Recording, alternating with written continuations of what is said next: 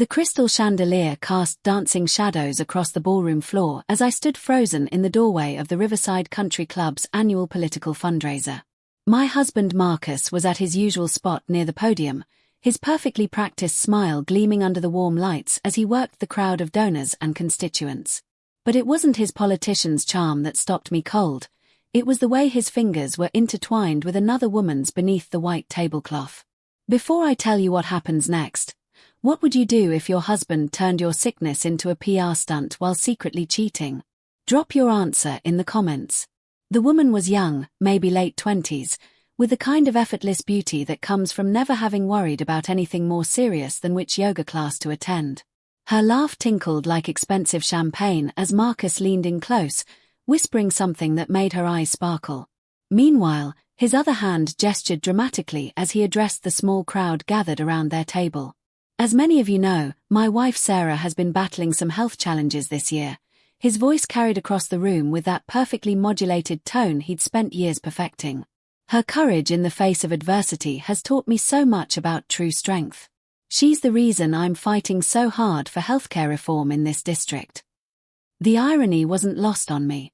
There I was, having dragged myself out of bed despite the crushing fatigue that had become my constant companion over the past 8 months, wearing the navy dress he'd specifically requested because it photographed well, and he was using my illness as campaign material while literally holding hands with his mistress. I should have been devastated. Should have caused a scene. Should have marched over there and exposed him in front of everyone who mattered in his political career.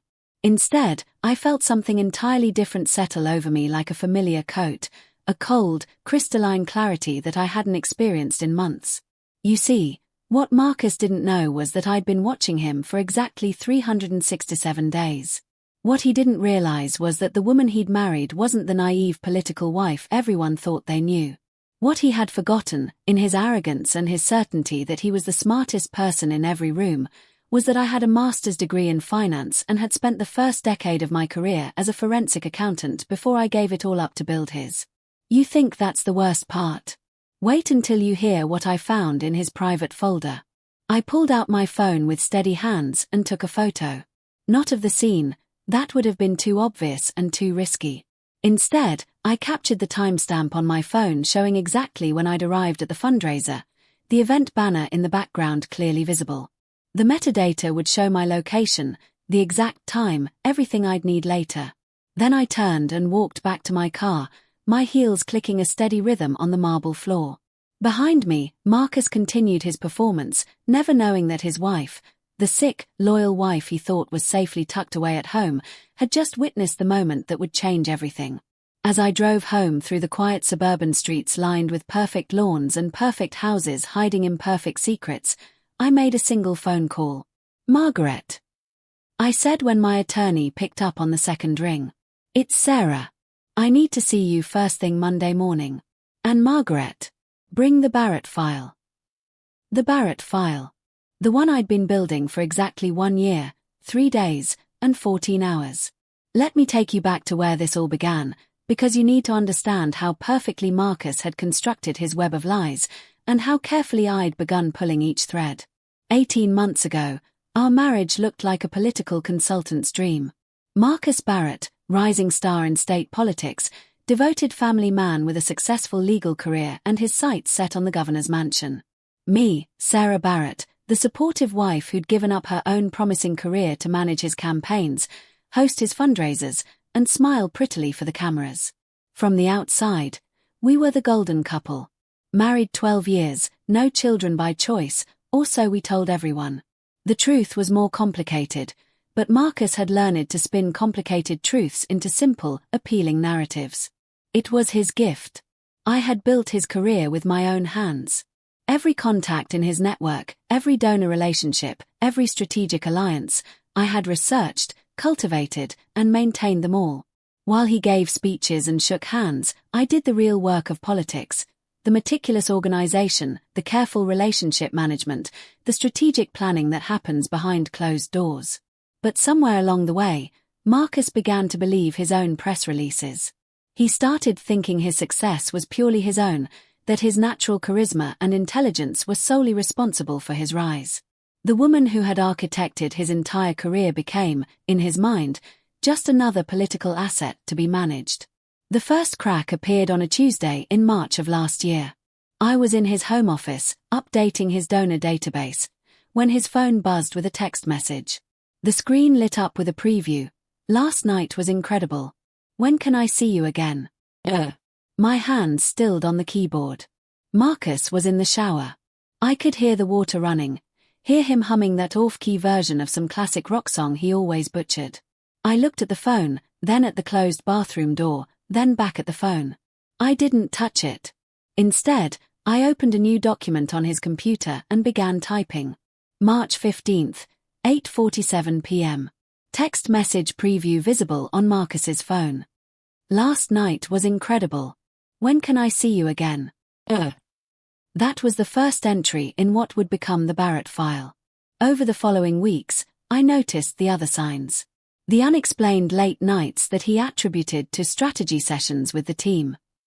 The sudden interest in working out. He'd never cared about fitness before, but suddenly he was spending hours at the gym, coming home showered and energized in a way that had nothing to do with endorphins from exercise.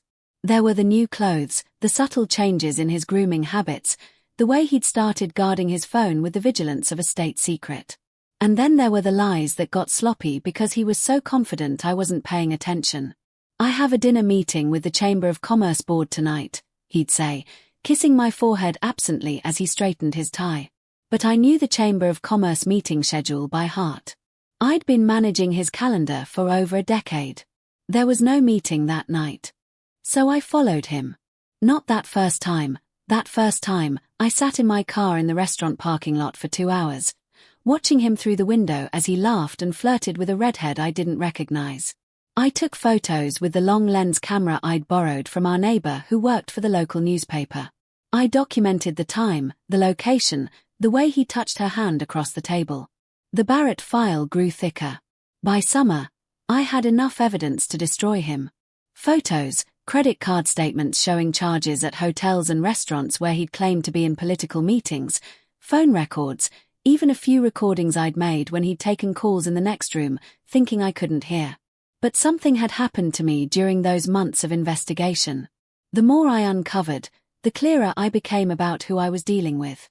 This wasn't just a cheating husband. This was a man who had systematically erased my contributions to his success, who had used my loyalty and dedication as a stepping stone to build something he now considered entirely his own. And then, in August, I got sick. It started with fatigue that I couldn't shake, no matter how much sleep I got. Then came the joint pain, the brain fog, the weird rashes that appeared and disappeared without explanation. Doctor after doctor, test after test, and finally a diagnosis. An autoimmune condition that would require ongoing treatment and would likely affect my energy levels for months or possibly years to come. Marcus's response was illuminating. At first, he was appropriately concerned, accompanying me to doctor visits and making supportive statements. But as the weeks passed and it became clear this wasn't something that would resolve quickly, I watched him recalibrate. Suddenly, my illness became another campaign asset. He started working it into his stump speeches, his fundraising letters, his social media presence. "My wife's health challenges have opened my eyes to the struggles facing so many families," he'd tell donors. "Her courage inspires me every day to fight harder for healthcare reform." The crowds ate it up. Nothing humanizes a politician quite like personal struggle, and Marcus milked every ounce of sympathy from my pain. Meanwhile, his affair intensified. More late nights, more mysterious expenses, more lies that got bolder because he assumed I was too sick to notice or care. Subscribe if you love seeing karma unfold, because trust me, it's just getting started. But I was far from too sick to notice. In fact, being stuck at home more often gave me unprecedented access to his computer, his papers, his phone calls, his entire digital life. While he thought I was resting, I was working harder than I'd ever worked in my life, just not on his campaign. I was working on mine. By October, I had transferred our joint savings account, the one he rarely looked at because he assumed I was managing it competently, into an account in my name only. Not all of it, just enough to raise red flags if someone was paying attention. But Marcus wasn't paying attention to anything except his own ambitions and his red-headed distraction. I quietly sold the jewelry he'd given me over the years and deposited the money into a separate account. I began freelancing again, taking on small accounting projects for local businesses, building up my own income stream and my own professional network for the first time in over a decade. And I started planning my exit strategy. The beautiful thing about being married to a politician is that everything is documented. Every appearance, every statement, every promise is recorded somewhere. Marcus had been so focused on building his public image that he'd created a perfect paper trail of his own hypocrisy. While he was telling voters about his devoted marriage and his commitment to family values, I was documenting every lie, every betrayal, every moment when his private actions contradicted his public persona. And then came the court hearing. The Barrett file had grown from a simple document into a comprehensive dossier that any prosecutor would have envied. Financial records, photographs, audio recordings, witness statements from hotel staff and restaurant workers who remembered seeing him with his mistress, phone records that proved he was lying about his whereabouts, credit card statements that told the real story of how he'd been spending our money. But more than that, I had built something else, a new life. While Marcus was busy conducting his affair and assuming I was too sick and too devoted to pose any threat, I had quietly assembled everything I would need to not just leave him, but to leave him in a way that he would never recover from. The woman he thought he married, the grateful political wife who had given up everything to support his dreams, was about to show him exactly who he'd been underestimating all along. But this betrayal wasn't just personal, it was political. By November, Amanda, I'd finally learned the redhead's name through my investigations, was getting bolder. What had started as secret rendezvous in hotel bars and discreet lunches at restaurants across town had evolved into something much more dangerous for Marcus's carefully constructed image. She began showing up at his public events. At first, she was smart about it. She'd arrive with a group, blend into the crowd, make sure to interact with other people so it wouldn't look suspicious. But I could see her from across the room, always positioning herself where Marcus could see her, always dressed just a little too well for someone who was supposedly just a concerned citizen interested in local politics. Marcus, intoxicated by the thrill of conducting his affair practically under everyone's noses, began taking bigger risks. I watched him work the room at a Chamber of Commerce breakfast, making his usual rounds of handshakes and small talk, but his eyes kept finding Amanda near the coffee station. When he thought no one was looking, he'd let his fingers brush against hers as they both reached for sugar packets. I documented it all. What Marcus didn't realize was that his increased confidence was making him careless in other ways too. He'd started leaving his phone unlocked more often, confident that I was too tired and too trusting to snoop. He'd grown sloppy with his cover stories, sometimes forgetting which lie he'd told me about where he was going. On a Thursday evening in late November, he announced he had a late strategy meeting with his campaign team. "We're planning the spring fundraising calendar," he said, not even looking up from his tablet as he straightened his tie in the hallway mirror. "Might run pretty late, so don't wait up." I nodded weakly from the couch, playing the part of the exhausted wife. The truth was, I felt stronger than I had in months. The new treatment protocol my doctor had prescribed was finally working, and my energy levels were stabilizing. But Marcus was so wrapped up in his own drama that he hadn't noticed my improvement. "Take care of yourself," I murmured, adding just the right note of wifely concern to my voice. 30 minutes after he left, I was in my car, following him across town to a trendy wine bar that definitely wasn't hosting any campaign strategy meetings. This time, I didn't just watch from outside. I went in. I'd spent considerable time over the past months changing my appearance subtly. Different hairstyle, new glasses, clothes that were more fashionable than the conservative outfits I'd worn as a political wife. I looked like a different person, and more importantly, I felt like one. I took a seat at the bar with a clear sight line to Marcus's corner booth and ordered a glass of wine. For the next 2 hours, I had a front row seat to watching my husband of 12 years conduct his affair with increasing boldness. They weren't just holding hands now. Marcus had his arm around Amanda's shoulders, his fingers playing with her hair. They were kissing, not passionately, but with the casual intimacy of an established couple. At one point, Amanda got up to use the restroom, and as she passed his chair, Marcus's hand slid up her thigh in a gesture so proprietary and familiar that it made my stomach turn. But what really got to me wasn't the physical betrayal. It was listening to him talk about me. I'd positioned myself close enough to overhear fragments of their conversation, and what I heard was worse than I'd imagined. "She's been sick, which honestly has been convenient," Marcus was saying, his voice carrying that slight edge of annoyance he got when he had to deal with inconveniences. "Gives me more freedom to move around. And the sympathy factor with voters has been incredible. You can't buy that kind of authentic emotional connection." Amanda laughed, a sound like breaking glass. "You're terrible. But brilliant. When do you think you'll be able to leave her?" "After the election," Marcus replied without hesitation. "I need the stable family image through the campaign. But once I'm in the governor's mansion, I can spin it as growing apart, irreconcilable differences, that kind of thing. Voters are sympathetic to divorce if you handle it right." I gripped my wine glass so tightly I was surprised it didn't shatter. "What about money?" Amanda asked. "Divorce can be expensive." Marcus waved dismissively. "Sarah's been managing our finances for years, but she's never been particularly sophisticated about it. Most of the assets are in my name anyway, and she's been so focused on her health lately that she's not paying attention to the business side of things. Besides, she's always been more interested in supporting my career than building her own wealth. She'll be fine with whatever I decide to give her." That was when I knew I had him exactly where I wanted him. Comment below, do you think this is justice or cold revenge? Because you see, while Marcus had been busy underestimating my intelligence and my attention to detail, I'd been busy doing what I did best, following the money. Over the past year, I hadn't just been documenting his affair. I'd been systematically protecting every asset we'd built together, moving money in ways that were completely legal but would be nearly impossible for him to reverse once he discovered them. The house, our beautiful colonial in the historic district that Marcus loved to use as a backdrop for campaign photos, had been purchased primarily with money from my inheritance when my grandmother died. I'd kept meticulous records, and more importantly, I'd been making all the mortgage payments from an account that was solely in my name.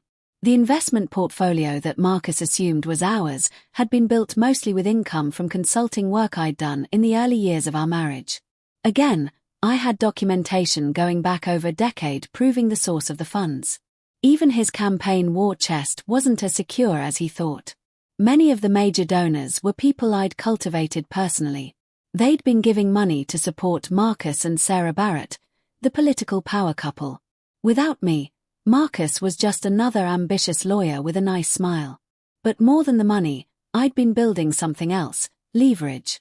You see, Marcus's affair wasn't just a personal betrayal. It was a political liability of extraordinary magnitude. His entire brand was built on family values, integrity, and moral leadership. His campaign literature featured photos of us together, testimonials about his character from his loving wife, stories about his commitment to the institution of marriage. His core supporters were exactly the kind of conservative voters who would be devastated to learn that their moral champion was conducting an affair while using his wife's illness for sympathy votes. And Amanda, bless her heart, had been documenting their relationship just as thoroughly as I had, but from the inside. Her social media was a goldmine of information that she clearly never expected anyone to scrutinize. Photos of expensive gifts that Marcus had bought her, check-ins at restaurants and hotels during times when he told me he was in political meetings, even a few carefully cropped photos that showed just enough of Marcus's distinctive watch or cufflinks to make identification possible. She'd been proud of landing such a successful, powerful man. She'd been taking trophies. By December, I had enough evidence to end Marcus's career, his marriage, and his financial security all at once. But I wasn't ready to move yet. I wanted to make sure that when I struck, it would be devastating and irreversible. And then came the court hearing. The opportunity came sooner than I expected. In early January, Marcus announced his candidacy for governor. The campaign launch was scheduled for a Saturday morning at the state capitol, with all the local media in attendance and supporters gathered on the steps for the perfect photo opportunity. I was supposed to be there, of course. The devoted wife, standing by her husband's side as he reached for his dreams that I had made possible. Instead, I was in a lawyer's office, signing papers. While Marcus was giving his announcement speech, talking about his vision for the state and his commitment to the values that make families strong, I was filing for legal separation and requesting a temporary restraining order that would freeze all of our joint assets pending a complete financial disclosure. The papers would be served that afternoon, just as Marcus was celebrating with his supporters at the campaign launch party. But that was just the beginning. The beauty of my plan wasn't just in its thoroughness, it was in its timing. Marcus learned about the legal separation when a process server appeared at his campaign launch party, walking through the crowd of supporters and media with a manila envelope that would change everything. I wasn't there to see his face when he opened those papers, but I heard about it from 3 different sources within the hour. Apparently, the color drained from his cheeks as he read the first page, which outlined not just my request for separation, but my formal demand for a complete forensic accounting of all marital assets dating back 10 years. The timing was exquisite. Marcus was surrounded by reporters, donors, and political allies who had come to celebrate his gubernatorial announcement. The cameras were rolling, the crowd was energized, and suddenly he was holding papers that threatened to expose everything he'd worked to hide. But Marcus was nothing if not a performer. I had to admire his recovery, even as I was orchestrating his destruction. He folded the papers calmly, slipped them into his jacket pocket, and continued working the room as if nothing had happened. When a reporter asked about the process server, Marcus smiled that practiced politicians smile and said it was just routine legal paperwork related to his campaign finance compliance. It was a good save, but it wouldn't last long. You see, the legal separation was just the opening move. While Marcus was trying to manage the immediate crisis, I was implementing a strategy that would unravel his life systematically, piece by piece. The first domino fell on Monday morning when his bank called to inform him that several of our joint accounts had been frozen pending the court's review of our financial situation. Marcus tried to access his personal checking account to pay for his morning coffee and discovered his card had been declined. The second domino fell Tuesday when his campaign manager called an emergency meeting to inform him that 3 of his major donors were reassessing their support pending clarification of his personal situation.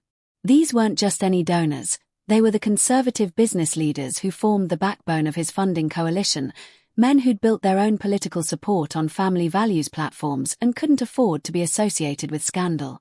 By Wednesday, Amanda was getting nervous. I knew this because I'd been monitoring her social media activity, and she'd suddenly gone from posting glamorous photos of her lifestyle to radio silence. No more check-ins at expensive restaurants, no more photos of designer handbags, no more cryptic posts about exciting new developments. Marcus was starting to panic, and when Marcus panicked, he made mistakes. The biggest mistake came Thursday evening when he decided to confront me directly. I was in my home office, the one I'd set up in the guest room after claiming I needed a quiet space to rest while I recovered from my illness, when I heard his key in the front door. He'd been staying at a hotel since the separation papers were filed, which was exactly what I'd wanted. Having him out of the house made it much easier to control the narrative and the evidence. "Sarah," he called out, his voice carrying that edge of frustrated authority he used when he was trying to intimidate political opponents. "We need to talk." I looked up from my computer, where I'd been putting the finishing touches on a presentation that would soon change his life forever. "Hello, Marcus," I said calmly. "How was your day?" The question clearly caught him off guard. He'd obviously been prepared for drama, for tears, for the kind of emotional confrontation that would allow him to position himself as the reasonable party dealing with an unstable, sick wife. Instead, I looked perfectly composed, almost serene. "What the hell do you think you're doing with these legal papers?" he demanded, pulling out his phone and pacing across the room. "Do you have any idea what this is doing to my campaign? The governor's race doesn't start for another year, and you're already trying to sabotage me." I saved the document I'd been working on and turned to face him fully. "I'm protecting my interests," I said simply. "Just like you've been protecting yours." "Protecting your interests?" His voice rose to that pitch that meant he was losing control. "Sarah, everything we have, we built together. This house, the savings, the investments, it's all ours. You can't just freeze me out of my own money because you're having some kind of emotional breakdown." I almost smiled at that. An emotional breakdown. That's what he'd decided this was. Marcus, I said, my voice steady and calm, I'm not having an emotional breakdown. I'm having a moment of clarity. I opened the laptop and turned it toward him. On the screen was a folder labeled Evidence containing hundreds of files, photos, documents, audio recordings, financial records. His face went pale as he recognized what he was looking at. What is this? This, I said, is the past year of your life. Documented. Verified. Organized chronologically for easy reference. I clicked on one of the photo files. It opened to show Marcus and Amanda at the wine bar, his hand on her thigh, both of them laughing at something on her phone. Where did you get these? His voice had dropped to a whisper. I took them, I said matter-of-factly. Along with about 200 others. Would you like to see the ones from the Marriott downtown? Or perhaps the ones from that little bed and breakfast you visited last month while you told me you were at a campaign strategy retreat? Marcus sank into the chair across from my desk. For the first time since I'd known him, he looked genuinely speechless. Sarah. He began, but I held up a hand to stop him. Let me save you some time, I said. I know about Amanda. I know about the credit cards you opened without telling me to pay for your dates with her. I know about the joint checking account you've been using to buy her gifts. I know about the hotel rooms, the restaurants, the weekend trips. I know everything. I clicked to another folder labeled Financial Records. I also know about the money you've been moving around, thinking I wouldn't notice. The investment account you opened in your name only. The campaign funds you've been using for personal expenses. The donor contributions you've been depositing into your personal account instead of the official campaign fund. That last part got his attention.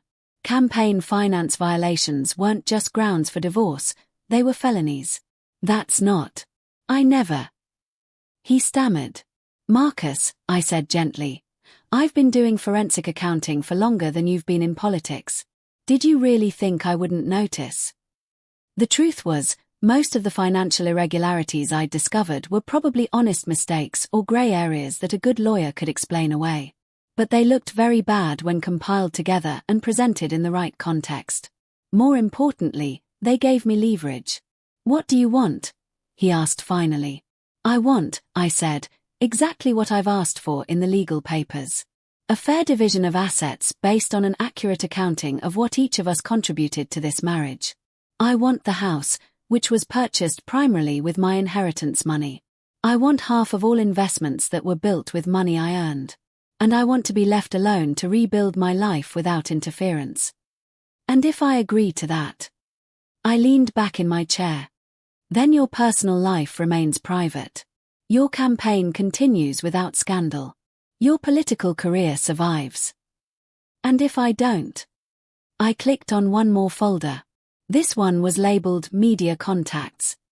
Inside were email drafts addressed to every major newspaper, television station, and political blog in the state. Each email contained a carefully crafted press release detailing Marcus Barrett's extramarital affair, complete with photo evidence and documentation of how he'd used his wife's illness for political sympathy while conducting his betrayal.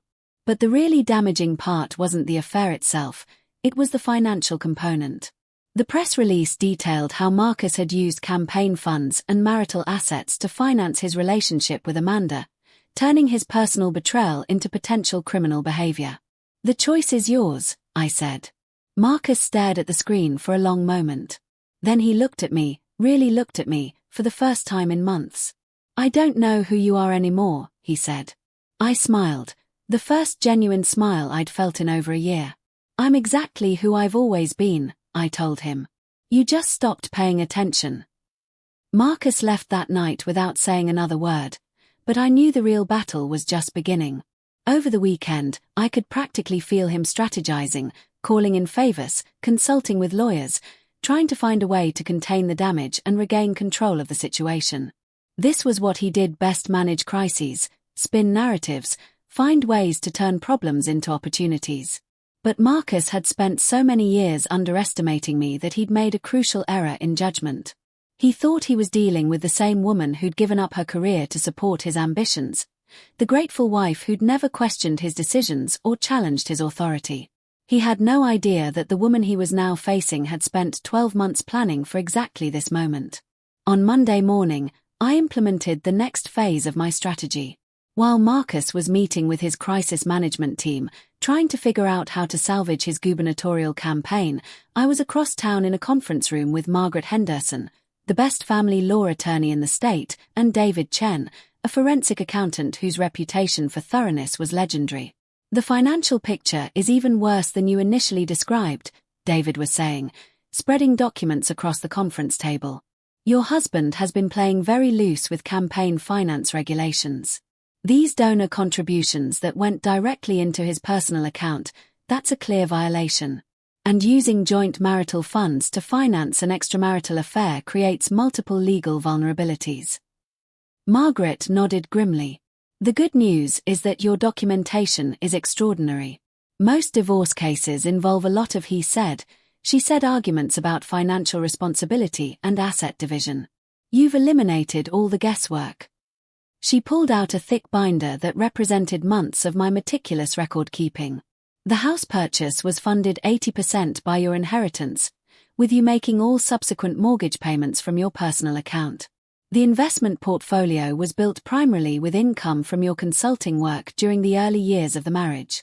Even the campaign infrastructure, the donor relationships, the volunteer networks, the strategic partnerships, you developed and maintained most of those connections." "What does that mean in practical terms?" I asked. "It means," Margaret said with a satisfied smile, "that you're not asking for half of what your husband built. You're asking for what was already yours to begin with."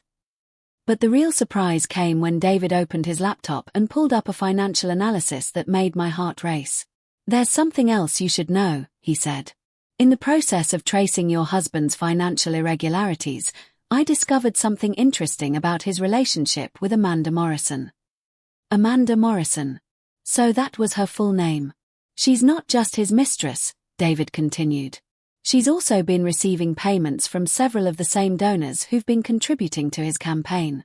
Officially, she's listed as a public relations consultant, but the amounts and timing of these payments suggest something much more coordinated." I felt pieces clicking into place in my mind. "You think she's being paid to be with him?" "I think," David said carefully, "that someone has been investing in your husband's personal happiness as well as his political success. The question is why?" Margaret leaned forward. "David, are you suggesting that this affair was orchestrated?" "I'm suggesting that Amanda Morrison's lifestyle, the apartment, the clothes, the car, the disposable income for expensive dinners and weekend trips, doesn't match her official income as a freelance PR consultant. Someone has been supplementing her finances, and those someone's happened to be major contributors to Marcus Barrett's political campaigns." The implications were staggering. If Amanda's relationship with Marcus was part of some larger political strategy, if she was essentially being compensated for keeping him happy and distracted, then my husband wasn't just a cheating spouse, he was a political puppet who didn't even realize he was being manipulated. But there was something else, something that David's financial analysis had revealed that even I hadn't suspected. "The payments to Amanda Morrison stopped 3 weeks ago," David said. "Right around the time you filed for separation." I felt a chill run down my spine. Stopped. Completely. Whatever arrangement existed, it was terminated the moment your marriage became public knowledge as troubled. Which meant Amanda was about to discover that her wealthy, powerful boyfriend was neither as wealthy nor as powerful as she'd believed. And Marcus was about to learn that his great love affair might have been a business arrangement all along. I should have felt vindicated, but instead I felt something more complex, a mixture of satisfaction and sadness for the man I'd once loved, who'd been so busy betraying me that he'd failed to notice he was being betrayed himself. The court hearing was scheduled for the following Thursday. It was supposed to be a routine proceeding to formalize the asset freeze and set parameters for the financial disclosure process. Marcus's lawyers had been confident they could limit the scope of the investigation and portray me as an emotionally unstable wife trying to destroy her husband's career out of spite. They were about to discover how wrong they were. I arrived at the courthouse 30 minutes early, carrying a leather portfolio that contained the culmination of more than a year of careful planning. Margaret was with me, along with David and a second attorney who specialized in election law violations. Marcus arrived 10 minutes later with his own legal team. 3 lawyers in expensive suits who looked supremely confident about their ability to manage what they clearly saw as a routine domestic dispute. Judge Patricia Williams called the hearing to order at exactly 9 a.m. She was a no-nonsense jurist with a reputation for efficiency and fairness, someone who'd been handling complex divorce cases for over 20 years. This hearing concerns the petition filed by Sarah Barrett for temporary orders in the matter of Barrett versus Barrett. Judge Williams began. Mrs. Barrett is requesting a comprehensive financial disclosure and temporary restraining orders on marital assets pending a complete accounting. Marcus's lead attorney, a silver-haired man named Richard Dalton, stood to address the court. Your Honor, my client opposes this broad fishing expedition. Mrs. Barrett appears to be using the legal system to harass and embarrass her husband during a critical time in his political career. The asset freeze she's requesting would cause irreparable harm to Mr. Barrett's gubernatorial campaign and his ability to fulfill his professional obligations. Judge Williams looked at the papers in front of her, then turned to Margaret. Ms. Henderson, how do you respond? Margaret rose, carrying the envelope that would change everything. Your Honor, this is not a fishing expedition. This is a request for transparency regarding assets that my client helped to build and financial irregularities that may constitute criminal behavior. She approached the bench and handed Judge Williams the envelope. What we're presenting to the court today is evidence of systematic financial misconduct, campaign finance violations, and the use of marital assets to finance extramarital relationships. We believe this evidence demonstrates why a comprehensive financial disclosure is not only appropriate but necessary to protect my client's legitimate interests. Judge Williams opened the envelope and began reading. I watched her expression change as she worked through the documents, financial records, photographs, bank statements, copies of text messages, hotel receipts, credit card statements showing purchases of jewelry and expensive gifts, and most damaging of all, the campaign finance analysis showing the misappropriation of donor funds. The courtroom was silent except for the rustling of papers as Judge Williams reviewed what amounted to a complete dismantling of Marcus Barrett's public persona. Across the aisle, I could see Marcus growing paler as he realized what was happening. Richard Dalton was frantically whispering with his associates, clearly trying to figure out how to respond to evidence they hadn't expected. After 10 minutes that felt like hours, Judge Williams looked up. Mr. Dalton, are you aware of the contents of this filing? Your Honor, we have not had an opportunity to review. Then I suggest you take some time to examine this evidence before we proceed, Judge Williams said curtly. Ms. Henderson, these allegations are extremely serious. Campaign finance violations fall under criminal jurisdiction, not family court. We understand that, Your Honor. My client is prepared to cooperate fully with any criminal investigation that may result from these revelations. However, the misuse of marital assets to finance these activities is absolutely a matter for this court's consideration. Judge Williams turned to Marcus directly. Mr. Barrett, you have the right to remain silent, but I'm going to ask you directly. Are you prepared to provide the comprehensive financial disclosure that Mrs. Barrett has requested? I watched my husband of 12 years struggle with the moment that would define the rest of his life. He could continue to fight, force a public trial that would expose every detail of his betrayal and potentially land him in prison for campaign finance violations. Or he could accept the terms I'd offered and try to salvage what remained of his political career. Your Honor, Marcus said, his voice barely above a whisper, I need time to consult with my attorneys. You have until Friday, Judge Williams replied. Either you provide a complete financial disclosure and agree to Mrs. Barrett's proposed asset division, or this court will order a full forensic accounting and refer this matter to the District Attorney's Office for criminal investigation. She banged her gavel, and it was over. As we left the courthouse, Margaret turned to me with something approaching awe. In 25 years of practice, I've never seen a client so thoroughly prepared for litigation, she said. How long did it take you to put all of this together? 12 months, 3 weeks, and 4 days, I replied. But really, It took 12 years of marriage to understand exactly who I was dealing with. If you are enjoying this story, please hit subscribe for more stories where intelligence wins over drama. The aftermath unfolded exactly as I'd predicted. By Friday, Marcus had agreed to every term I'd proposed. The house would be mine, along with 70% of our investment portfolio, an accurate reflection of my actual financial contributions to our marriage.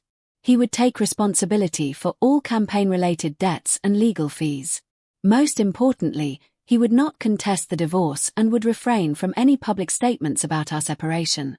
In return, the evidence I'd gathered would remain private, as long as he fulfilled his obligations. But Marcus's troubles were far from over. That same week, Amanda Morrison made her own move, one that I hadn't anticipated but probably should have. Apparently, learning that her payments had been terminated and that Marcus's financial situation was much more precarious than she'd believed had made Amanda reevaluate her loyalties. She'd decided that if she was going down, she wasn't going down alone. On Saturday morning, I woke up to find that Amanda had posted a long, detailed confession on her social media accounts, complete with screenshots of text messages, photos of expensive gifts Marcus had bought her, and copies of checks she'd received from his campaign donors. But Amanda's version of events painted her as the victim of a powerful, manipulative politician who had promised to leave his wife and had used campaign funds to finance their relationship. According to her post, she'd been led to believe that Marcus was separated from his sick wife and that their relationship was legitimate. It was a masterful piece of narrative construction, and it destroyed Marcus more effectively than anything I could have done. By Sunday, the story had been picked up by every major news outlet in the state.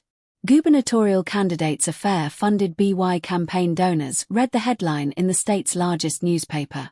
Local television stations were running the story every hour, complete with photos of Marcus and Amanda together and interviews with campaign finance experts explaining the legal implications of using donor funds for personal expenses.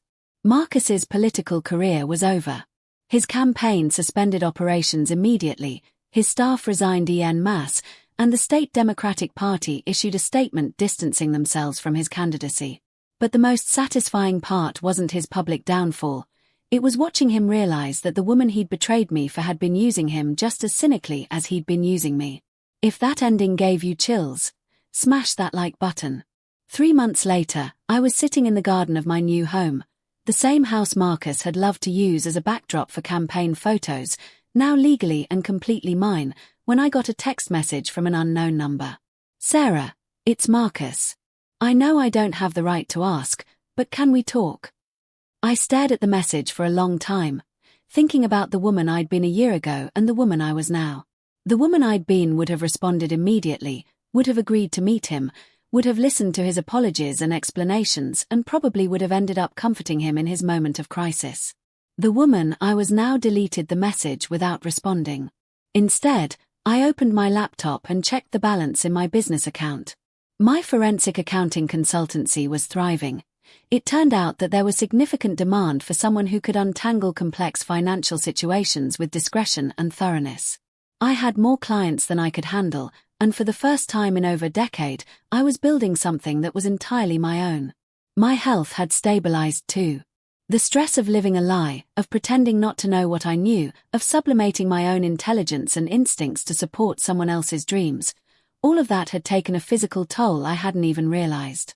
Now that I was living authentically, taking care of myself, and using my skills to build my own success, the chronic fatigue and joint pain had largely resolved. I'd also started dating again. Nothing serious yet, but it was remarkable how different men treated me when I wasn't introduced as Marcus Barrett's wife but as Sarah, the forensic accountant. They talked to me differently, listened to my opinions, respected my expertise. As for Marcus, I occasionally saw updates about his life through mutual acquaintances. He'd taken a job with a mid-level law firm in the state capital. Nothing like the prestigious partnership he'd been heading toward, but respectable work. He'd moved into a modest apartment and was reportedly trying to rebuild his reputation through pro bono work and community service. Amanda Morrison had moved to another state, presumably to start fresh somewhere her internet history wouldn't follow her quite so closely. I felt no satisfaction in their struggles, but I felt no sympathy either. They had made their choices, and consequences were simply the price of those choices. Tell me in the comments, the smartest thing you've ever done when someone wronged you. 6 months after the divorce was finalized, I was invited to speak at a conference for women entrepreneurs. The organizers wanted me to talk about transitioning from being a political spouse to building an independent business. Standing at the podium, looking out at an audience of women who were building their own dreams, I realized that my story wasn't really about revenge at all. It was about reclamation. For 12 years, I had given my intelligence, my energy, my financial acumen, and my professional networks to someone else. I had made myself smaller so that someone else could be bigger. I had hidden my capabilities so that someone else could shine. The moment I discovered Marcus's betrayal, I could have chosen to confront him immediately, to have the dramatic scene, to fight for a marriage that was already over. Instead, I had chosen to reclaim what was mine, not just the money and the house, but my own sense of self-worth, my professional identity, my right to live authentically. The most important thing I learned, I told the audience, is that you can't build something real on a foundation of lies. My marriage was built on the lie that his success was more important than mine, that his dreams mattered more than mine, that his happiness was worth sacrificing mine for. I paused, thinking about the woman I'd been and the woman I'd become. When that foundation crumbled, I discovered something remarkable. Underneath all those lies was the person I'd always been, someone who was smart enough, strong enough, and capable enough to build something beautiful on her own terms. The applause was warm and sustained, but what moved me most was the look in the eyes of the women in the audience. I saw recognition, inspiration, and something that looked very much like hope. After the speech, a young woman approached me. She was probably in her late 20s, well-dressed, with the kind of nervous energy that comes from carrying a heavy secret. "Mrs. Barrett," she said, "I was wondering if I could ask you something privately." I led her to a quiet corner of the conference center. "My husband is a state legislator," she began, her voice barely above a whisper. "I think he's having an affair, but I'm not sure what to do about it. I gave up my career to manage his campaigns, and now I feel completely dependent on him. I don't know how I'd support myself if we divorced." I looked at this young woman, so much like the person I'd been, and felt a fierce protective instinct. "The first thing you need to understand," I said gently, "is that you're not as dependent as you think you are. You managed his campaigns, which means you understand politics, finance, strategy, and organization. Those are incredibly valuable skills." I pulled out my business card and wrote my personal phone number on the back. "The second thing you need to understand is that knowledge is power. If you suspect something is wrong, document everything. Don't confront, don't accuse, just observe and record." She took the card with hands that trembled slightly. "And the third thing," I said, "is that you deserve a life built on honesty and respect. Whatever you decide to do, make sure it's a decision that honors who you really are, not who someone else wants you to be." She nodded, tears in her eyes, and I knew she understood. Walking back to my car that evening, I reflected on how completely my life had changed. A year and a half ago, I'd been Sarah Barrett, the devoted political wife, living in the shadow of someone else's ambition. Now I was simply Sarah, entrepreneur, expert, mentor, and most importantly, the author of my own story. My phone buzzed with a text from my business partner, confirming a meeting with a new client. A high-profile divorce case that would require exactly the kind of financial investigation I'd pioneered in my own situation. I smiled as I read the message. It seemed that my particular combination of skills, forensic accounting, political insight, and personal experience with betrayal, was exactly what a lot of people needed. As I drove home through the city where I'd spent 12 years building someone else's dreams, I felt something I hadn't experienced in longer than I could remember. Complete satisfaction with the choices I'd made. The house I was returning to was mine. The business I'd built was mine. The money in my accounts was mine. Most importantly, the life I was living was authentically, completely mine. Marcus had taught me an important lesson, though not the one he'd intended. He'd shown me that the person who controls the information controls the outcome. He'd demonstrated that careful planning and patient execution could overcome almost any disadvantage. He just hadn't realized that I was a much better student than he was a teacher. The Barrett file was sealed in a safety deposit box now, insurance against any future attempts by Marcus to rewrite history or renege on our agreement. But more than evidence, it represented something else. Proof that I had always been smart enough, thorough enough, and strong enough to protect myself. I just hadn't known I needed to. Now I did. And that knowledge had transformed me from a woman who'd given up everything for love into a woman who would never again settle for anything less than she deserved. The perfect revenge, I'd learned, wasn't destroying the person who'd wronged you. It was becoming so completely, authentically yourself that their betrayal became irrelevant to your happiness. Marcus had expected his betrayal to break me. Instead, it had freed me.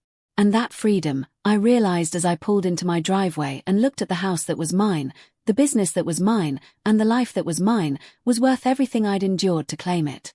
If this story of transformation and justice resonated with you, hit that like button and subscribe for more stories where intelligence, patience, and strategic thinking triumph over betrayal and arrogance. And tell me in the comments, what's the smartest thing you've ever done when someone underestimated you?